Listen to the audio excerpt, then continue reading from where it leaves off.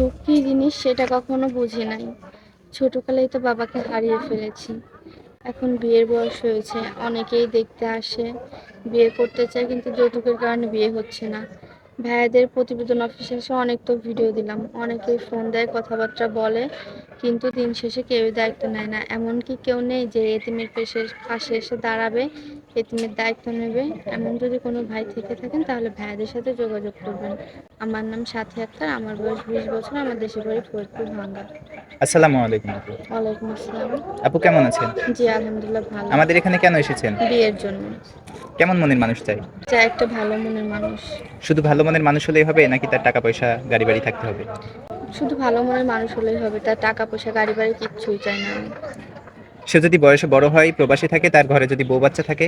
তাতে আমার কোনো সমস্যা নাই। সুপ্রিয় দর্শক, ক্যামেরার সামনে একটি আপুকে দেখতে পাচ্ছেন। কোনো ভাই যদি সবকিছু জেনে আপুটির দায়িত্ব নিতে চান, স্ক্রিনে একটি নাম্বার দেখা যাচ্ছে, নাম্বারে ইমো হোয়াটসঅ্যাপ দুটোই আছে।